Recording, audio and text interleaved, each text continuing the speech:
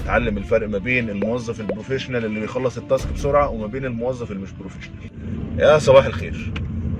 مشكله الناس اللي بتبقى فريلانسرز او موظفين وبعد كده يبقوا اصحاب شركات، يا اما بيكون عندهم مبالغه كبيره جدا في حسابهم لقيمه نفسهم، يا اما بيكون عندهم انكار كبير جدا لقيمه نفسهم اصلا، ويبتدي ان هو يحسب الدنيا ماديا غلط.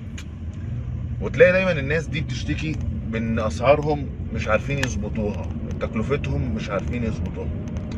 انا حابب اقول لك انه مش انت اللي لازم تظبطها اصلا. يعني انت فاكر ان انا اللي لازم اظبطها؟ لا، مش انت اللي لازم تظبطها.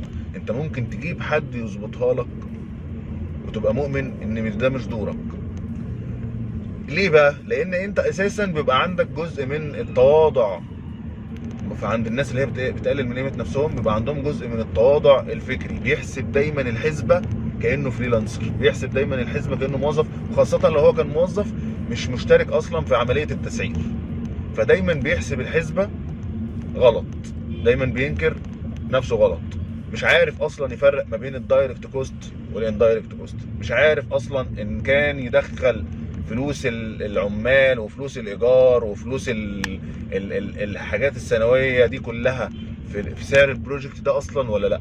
مش فاهم، هو مش فاهم ازاي حتى البروجكت نفسه في الدايركت كوست بتاعته بالموظفين اللي عنده، ما مش عارف يحسب كل موظف اشتغل كام ساعه، ولو حسب كل موظف اشتغل كام ساعه مش بيبقى عارف يحسب الفاليو اصلا بتاعت الموظف ده. يا ترى الموظف ده اللي عندك كان موظف شاطر ولا موظف لسه جونيور؟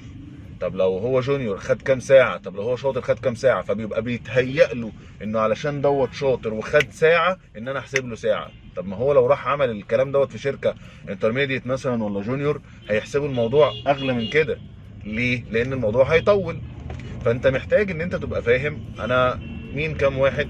ان انا اولا مش شرط ان انا احسب ان انا مش شرط ان انا اللي احسب الحسبه دي. طيب لو انا حبيت ان انا احسبها يبقى انا لازم اتعلم الفرق ما بين الدايركت كوست والاندايركت كوست. لازم اتعلم الفرق ما بين الموظف البروفيشنال اللي بيخلص التاسك بسرعه وما بين الموظف اللي مش بروفيشنال. لازم اتعلم الفرق ما بين مرتباتي لو انا في الاقاليم ومرتباتي لو انا في العاصمه. لازم اتعلم الفرق ما بين كم موظف كان المفروض يشترك في الحاجه دي، مش معنى ان انا عندي واحد شاطر خلصها بمقام 2 موظفين. ففي حاجات كتيره جدا، حتى ناس بتنسى مرتبها هي كمدير انها تحطه في وسط الحسبه دي. انا اشتركت في البروجكت ده كام ساعه، قدرت كام ساعه، حتى لو ما قدرتش انا برضو موجود في الاندايركت كوست ورا في التكلفه العامه للشركه. ففي حاجات كتيره جدا انت محتاج تظبطها. دوت راجع بسبب ان احنا بنكون دخلنا مرينا من فكره فريلانسر او موظف لفكره صاحب شركه، والموضوع ده مش سهل خالص، عن تجربه يعني شخصيه مش سهل خالص. فحبه حبه كده. غير كمان يعني حته ما اتكلمناش فيها هي عمليه الربح نفسها، وانا بحسب كام في المية ربح. فدي نقطه تانية خالص. انت المفروض ان انت تكون تطلع على الموضوع ده شويه، تعمل لنفسك ملف اكسل لكل بروجكت لو انت ناوي ان انت تعمله بنفسك.